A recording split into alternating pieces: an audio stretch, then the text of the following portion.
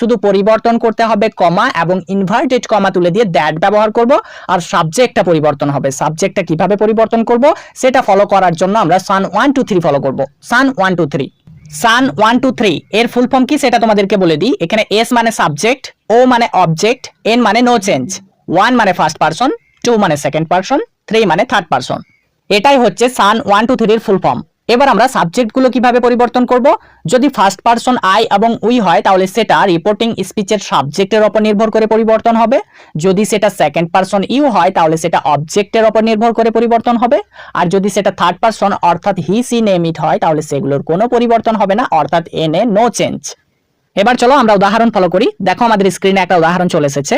Amal says I am happy. এটা আমরা direct থেকে ইনডাইরেক্টে পরিবর্তন করব। তার জন্য আমরা কি বলেছি, হ্যাঁ রিপোর্টিং স্পিচ এর মধ্যে রিপোর্টিং ভার্বটা যদি শেষ থাকে সেটার কোনো পরিবর্তন হবে না, অর্থাৎ রিপোর্টিং স্পিচ এর মধ্যে যেটুকু অংশ আছে সেটুকু অংশ আমরা লিখে ফেলবো।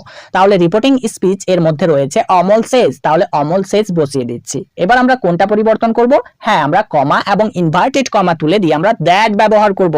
আমরা দ্যাট বসিয়ে নিচ্ছি, ওকে ফাইন। এবার আমরা সাবজেক্টটা পরিবর্তন করব। এখানে সাবজেক্টকে, হ্যাঁ এখানে সাবজেক্ট হচ্ছে আই, এটা হচ্ছে ফার্স্ট পারসন। এই আইটা কাকে ফলো করবে, হ্যাঁ রিপোর্টিং স্পিচ এর সাবজেক্টকে ফলো করবে। এখানে সাবজেক্ট হচ্ছে অমল, সো অমলকে ফলো করবে। তাহলে এখানে আই হচ্ছে ফার্স্ট পারসন এবং অমল হচ্ছে থার্ড পারসন, তাই আমাদেরকে আইটা হিতে পরিবর্তন করতে হবে। এখানে হি কেন হচ্ছে, কারণ অমল হচ্ছে একজন ছেলে, সেই জন্য এখানে হি হচ্ছে। অমল যদি একজন মেয়ে হতো তাহলে এখানে সি হতো। তাহলে আমরা হি বসিয়ে নিচ্ছি। হি এরপরে তো এম ব্যবহার করা যায় না, তোমরা সকলেই জানো হি এরপরে সবসময় ইজ ব্যবহার করতে হয়। তো আমরা ইজ বসিয়ে নিচ্ছি, তারপর আমরা হ্যাপি বসিয়ে দিচ্ছি। তাহলে হয়ে যাচ্ছে Amal says that he is happy.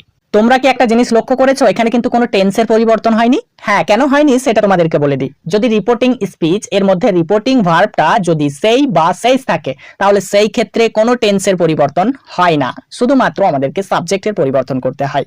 আর কখন আমাদেরকে পরিবর্তন করতে হবে টেন্সের, যদি রিপোর্টিং স্পিচ এর মধ্যে সেট বা সেট টু থাকে তখন আমাদেরকে টেন্সের পরিবর্তন করতে হবে। তাহলে এই কথাটা মাথায় রাখবে, যখন রিপোর্টিং স্পিচ এর মধ্যে রিপোর্টিং ভার্বটা সেইস বা সেই এই দুইটা আমরা খুঁজে পাবো তখন আমরা কোনো টেন্সের পরিবর্তন করব না, শুধুমাত্র সাবজেক্টের পরিবর্তন করব।